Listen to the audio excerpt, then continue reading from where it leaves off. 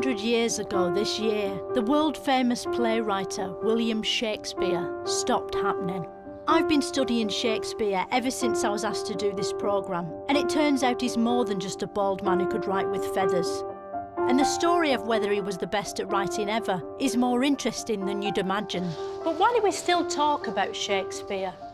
We don't talk about Les Dennis anymore, even though he's still alive and hasn't done anything wrong.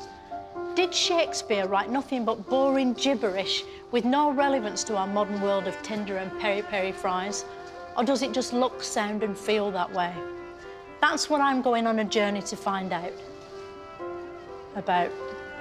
Along the way, I'll probe Shakespeare's life, study his complete works, and speak to Shakespearean experts and actors. Do you just learn the famous bits, like to be or not to be? Or do you learn all the bits in between as well? I have to learn all the bits in between. Are you fucking joking? No. It's big, but it takes a bit of time. Shut up. So join me, Philomena Cunk, as I go on a journey all the way into William Bartholomew Shakespeare, the man they call the King of the Bards.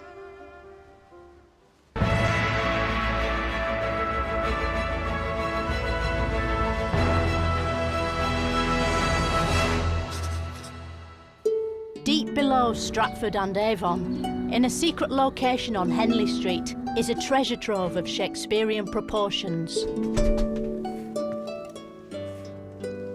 It's really old. It is. So this book dates from 1600, and it has the records that go back to 1558. Yeah. It's sort of written on the front, Stratford-upon-Avon. It's a bit wonky, isn't it? Like I suppose they didn't have rulers, did they? It's a very old book that's sort of made from animal skin. And then if I just use the weights to keep It's sort of like waxy A4 paper, isn't it? It is a little bit waxy, yeah. That's the sort of That's the juices of the animals. Coming out, yeah. And this is the page where we have Shakespeare's baptism recorded. And then it's written in Latin, What does the that inscription. say? This baptism record is for William, the son of John Shakespeare. This is a bit like Who Do You Think You Are, isn't it? It is, in a way, yeah. These, you know, if you're tracing your family history, these are the records that will give you the information you need. But he'd sort of call it, Who doth thou thinkest thou art? He might, yeah. And he'd go like that. He may well have done, yeah. Flourish. Yeah. This is the actual house in which Shakespeare was born, here on our planet Earth. As a baby, Shakespeare showed few signs of becoming the most significant figure in literary history, so nobody bothered noting down the details of his life. That's why we can't be sure about his date of birth and don't know anything about his childhood, except that he probably had one. Otherwise, he'd never have become a grown-up. The facts may be hazy, but we can probably guess that Shakespeare as a boy would have looked much like boys today, but bald, and with a ruff instead of an Angry Birds t-shirt. This is the actual school he probably went to. School in Shakespeare's day and age was vastly different to our own. In fact, it was far easier because he didn't have to study Shakespeare. At the age of 18, Shakespeare married his teenage sweetheart, Anne Hathaway. But when did Shakespeare stop mooning about with his wife and start doing plays? We don't exactly know because what happened next was Shakespeare's lost years. We don't know what happened during the lost years. Shakespeare probably spent a lot of his time staring wistfully out of leaded windows and pretending to think, and then write things down with a feather pen. But we do know he eventually came to London, just like his most famous character, Dick Whittington. Almost immediately, he began to make waves in the world of theatre. It's hard to believe today, but back then, people really did go to the theatre on purpose. And they went to see something called plays. In plays, things happen in front of you, but at actual size, unlike television, which is smaller, or cinema, which is bigger. You'd think that would make plays the most realistic form of entertainment in existence, but instead, they're nothing like real life at all. And that's because everyone shouts. Speak the speech, I pray you, as I pronounced it to you, trippingly on the tongue. Not proper shouting, like when a bus won't let you on, or shouting because of an emotion. In plays, people shout no matter how they're feeling, because they put the seats too far away. There were many plays written in ancient times, but the plays Shakespeare wrote echoed through the ages, and not just because they were shouted. but because they were good. Now is the winter of our discontent, made glorious summer by this son of York. We few, we happy few, we band of brothers. To be or not to be? That is the question. Shakespeare actually invented 7 different genres of play: tragedy, fantasy, romance, comedy, horror, and historical. And Shakespearean. Throughout this programme, I'm going to be taking a look at each genre in turn, in a sort of format point thing they're making me do. We'll start with horror.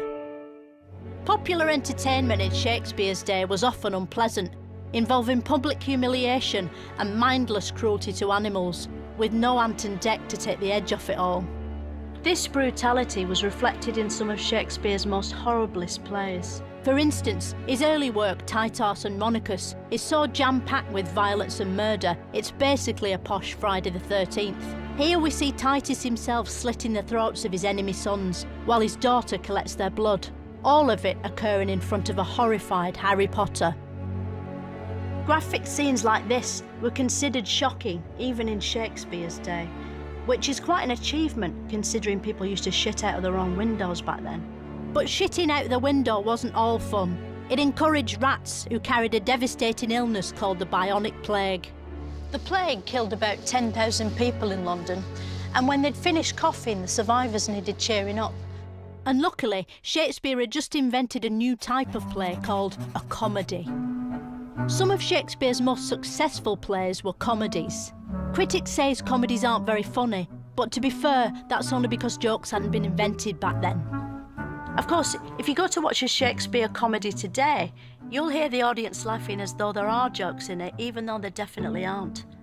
That's how clever Shakespeare is. Even at this early stage of his career, there was no doubt that Shakespeare was the best at writing plays, but there was enough doubt that he had to start his own theatre company to put them on. He also built the Globe Theatre from old bits of another theatre, inventing upcycling, and he probably made the word up as well. He was a better playwright than he was an architect. That's why he didn't put a roof on it. But to be fair, Wimbledon didn't get a roof until a few years ago. If you've never seen Shakespeare at the Globe, imagine a 3-hour YouTube clip happening outdoors, a long way from you, in a language you barely understand. And if I find it confusing, it must have blown the minds off some of Shakespeare's first audiences, who were only slightly more sophisticated than trees. They might have been thick, but Shakespeare's audiences had loads of fun, heckling the actors and cackling a lot in a sort of mad, peasanty way. Like that. And that. To tell me more about Shakespeare's disgusted audiences, I spoke to this man. Who are you and what's your game? I'm Iqbal Khan and I'm a theatre director. What was theatre like in Shakespeare's day? Were all the audiences really rowdy then, you know? Did they wear tunics and have mud on their faces? The audiences ranged from the ordinary common working people who'd stand around the theatre here, and then they would range to the aristocrats who would sit at the top of the theatre. Right, so some of them had to stand up, they didn't have chairs? No, they'd be standing. I've never had to stand for a whole Shakespeare. I don't think I could do it. I'd be livid if I didn't have a chair. I think the audiences quite enjoy it. I mean, particularly now. I don't think they do enjoy standing, do they? They actually enjoy the experience of standing. Who's told you that? Shakespeare's works are still performed now, and not just in theatres. There are countless different ways of interpreting Shakespeare's plays. There's properly, with all wooden furniture and beards and swords and people dressed up as sort of two-legged pageants. Or there's modern, where they speak in Shakespearean gobbledygook while dressed in contemporary clothing, a bit like Russell Brand.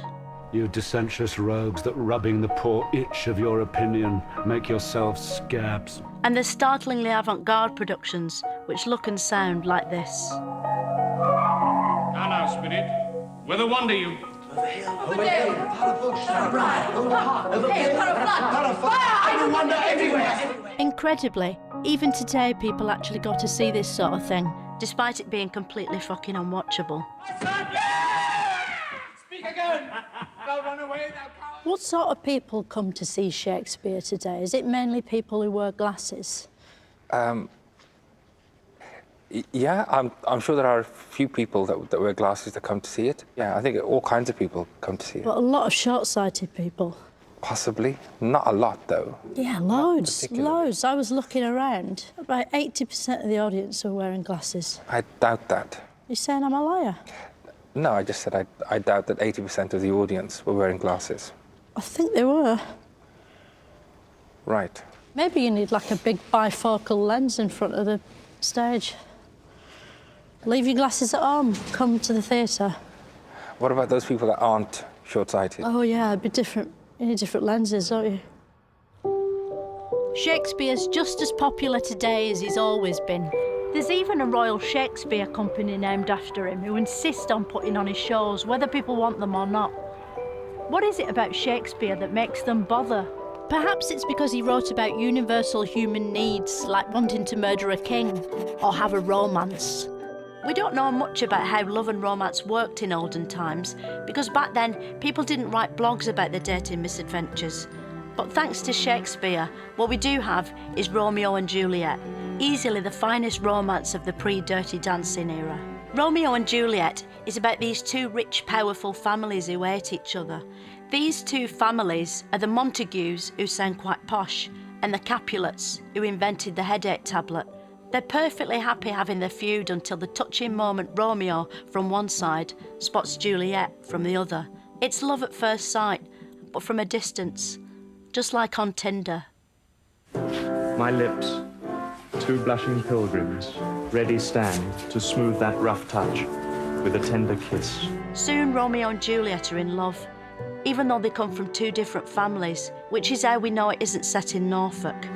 Oh, Romeo, Romeo, wherefore art thou Romeo? To find out more about Romeo and Juliet, I went to talk to Shakespearean expert Stanley Wells.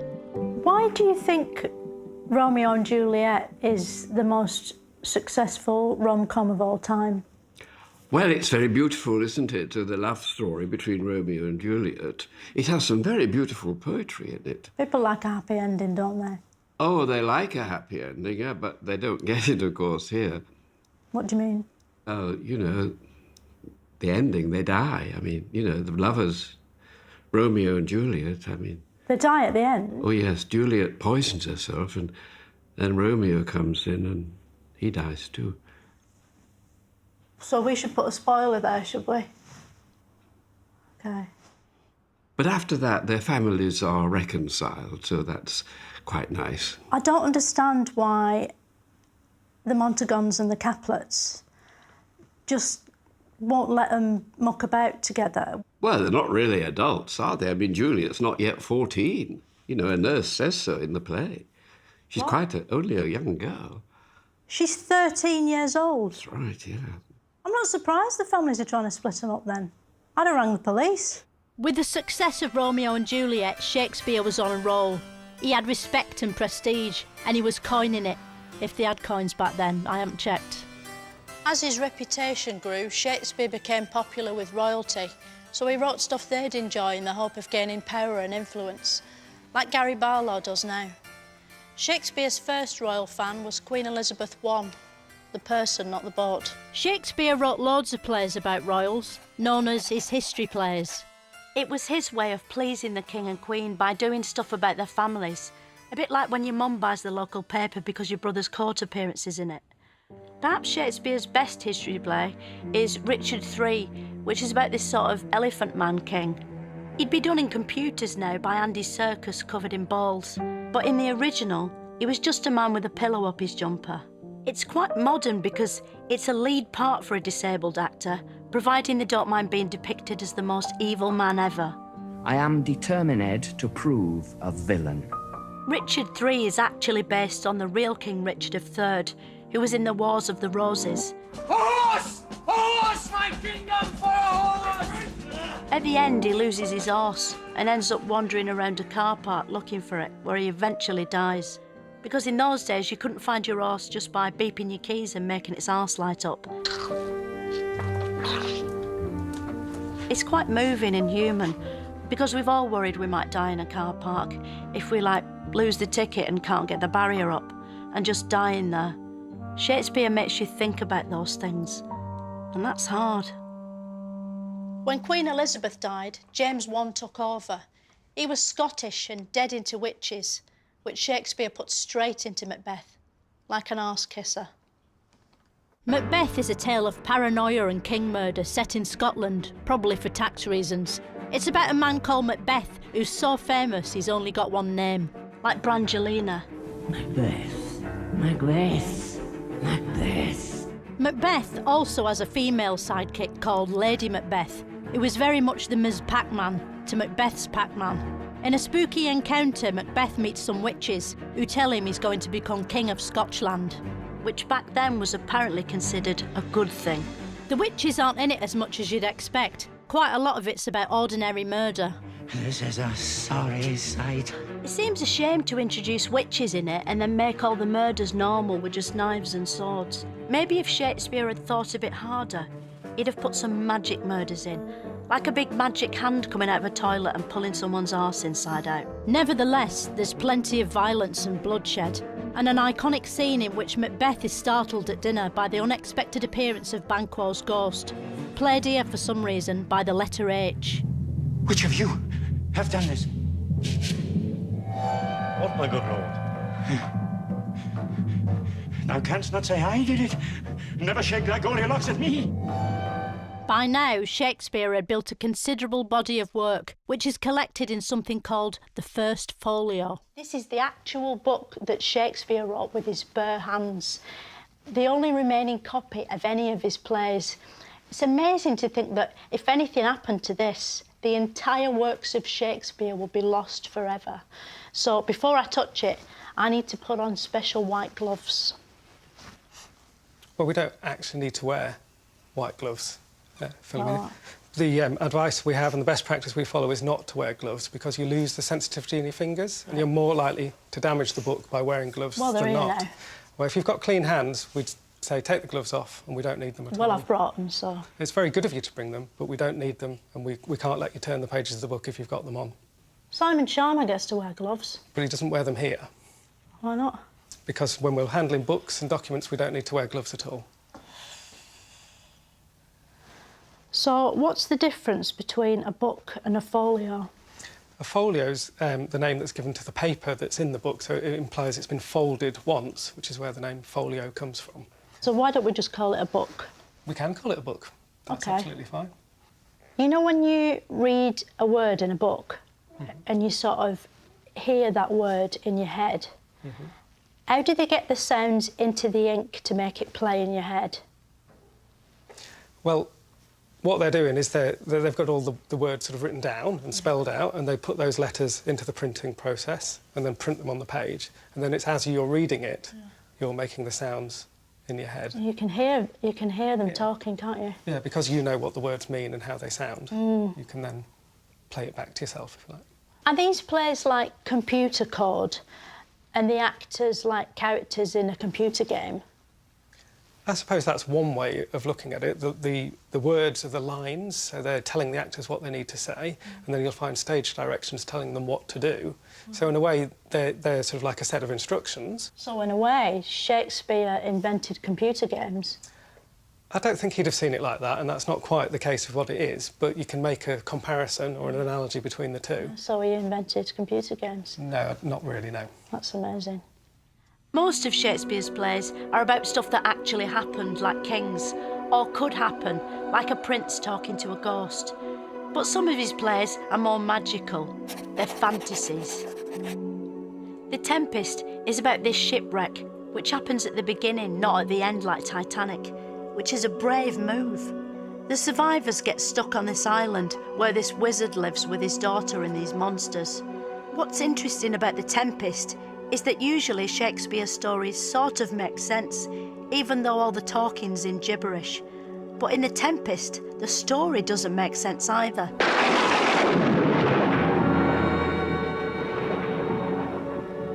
You are three men of sin, whom destiny, that hath to instrument this lower world and what is in't, the never surfeited she hath caused to belch up you. It's like Shakespeare squared, which is probably why hardcore Shakespeare fans like it, because it shows they understand it, which they can't. The way Shakespeare's written makes it hard to wrap your head around, which is why it's taught in school when your brain's at its bendiest, by people like this man, the fictional English teacher from TV drama Educating Yorkshire. When you teach your kids Shakespeare, do their heads grow physically bigger?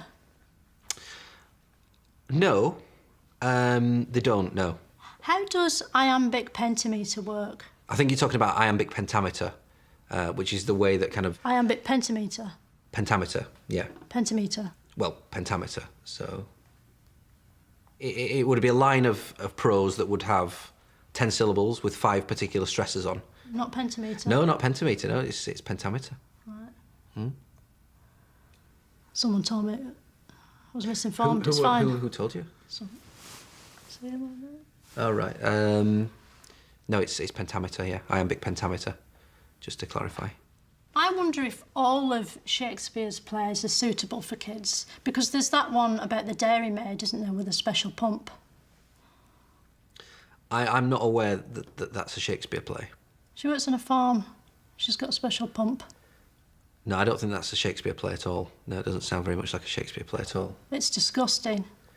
Shakespeare once said, every dog will have his day. And with his own theatre and lots of plays, he was certainly having his. But soon that day would turn to night, a long dark night, like in Finland. In 1596, Shakespeare's son Hamlet shuffled off this mortal coil. Then he died, and a few years later, his father John kicked the bucket and also died. As Shakespeare's life went sad, so did his plays. If you were asked to pick what Shakespeare did best, most people would say tragedy, which is one of the few things he has in common with Steps. Shakespeare's tragedy plays are the most performed of all his works, none more so than Hamlet, with its famous speech about bees. To be or not to be, that is the question. Whether 'tis nobler in the mind to suffer the slings and arrows of outrageous fortune, or to take arms against a sea of troubles and by opposing end them. To die, to sleep, no more, and by sleep to say we end the heartache and the 1,000 natural shocks that flesh is heir to. It's the consummation devoutly to be wished, to die, to sleep perchance to dream. Aye, there's the rub, for in that sleep of death, what dreams may come, when we have shuffled off this mortal coil, must give us pause.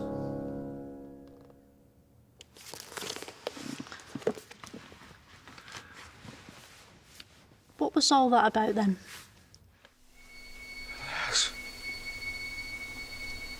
Poor Yorick. Most people have heard of Hamlet, even if they haven't seen it, because it sounds quite boring. So what's it about? Well, I have seen it, and it's about 4 hours long. The main character, who is Hamlet, is visited by his father, who is a ghost. Remember me. The ghost tells Hamlet to take revenge, but Hamlet doesn't know what to do, and that's why the play is so long. I do not know why, yet I live to say this thing's to do. In something gritty, like Taken, Liam Neeson knows exactly what to do. I will look for you. I will find you. And I will kill you. So you bang straight down to action, which makes the film really exciting and over quite quickly. If Shakespeare had written Taken, it'd be 4 hours long and be mainly Liam Neeson fretting and pacing and talking to bones. That's the basic difference between Hamlet and Taken. Liam Neeson makes up his mind. I told you I would find you. Shakespeare never wrote anything even close to this white-knuckle knife fight in a kitchen. Instead, he wrote incredibly long speeches full of words. How important are the words in a Shakespeare's play? Like, could you do it without the words? Without the words, there isn't much left, to be honest. I think probably that's the bedrock of what we do. And to be fair, Shakespeare was no ordinary wordmonger. He didn't just use words, he invented them too. Shakespeare made up words, didn't he? He did that all the time. Mm-hmm. He made up so many words. He made up about 1,000 words that we still use today. Did he? Mm-hmm. But I've got a list of words Okay. that he might or might not have made up. Okay. And you tell me if Shakespeare made them up or not. Okay. Cuckoo. No, I don't think so. Ukulele. No. Truffle balling. No. Ceefax. No. Omnishambles. No. Nutribullet. No. Mixtape. No. Spork. No. Rufflecopter. No. Bomberclart. No. Zhuzh. No. Potatoey. No. Bromance. No. Sushi. No. Titwank. No. Hobnob. Yes. Suppose it makes sense that he came up with hobnob, doesn't it? Because it's the sort of the most old-fashioned of biscuits. It's got like bits of hay in it and stuff. Yeah. It's like eating a thatched roof. By the end of his life, Shakespeare had reinvented theatre, created memorable characters, built a playhouse, invented a language and secured a legacy. But the Swan of Avon still had one last trick up his sleeve. Throughout this programme, we've seen how Shakespeare's genius spans 7 different genres of play. But all these pale into insignificance against Shakespeare's most greatest work, Game of Thrones. Game of Thrones is a proper bloodthirsty, action-packed epic which skillfully combines all the genres Shakespeare invented into one coherent work. It's got everything. It's got history, comedy, Shakespearean. Have you ever held a sword before? I was the best archer in our hamlet. Tragedy, horror, fantasy, and romance. Game of Thrones also has one of Shakespeare's best kings in it, Queen Joffrey. Surely there are others out there who still dare to challenge my reign? Queen Joffrey, like all Shakespeare's queens, is played by a young boy in a dress, and they stuck with that when they adapted it for television. Game of Thrones remains the most popular of all Shakespeare's plays, and the only one to have been made into a television series, which proves it's the best. It's almost as if at the end of his life, Shakespeare finally worked out how to write something really good. His final masterpiece accomplished, Shakespeare's work on our planet was complete. He died on his birthday, which must have been depressing for his family, who would have had to finish his cake with tears in their little Shakespearean eyes. We don't know what Shakespeare's last words were. Probably made up ones. Nobody wrote them down, so they couldn't have been all that. I used to think Shakespeare was stuffy and pointless and not for me. But exploring his world and works for the past half hour has really brought him to life, so I'm gutted he's just died. He remains the best and only bard this country has ever produced. Good night, sweet prince. I'm loving angels instead.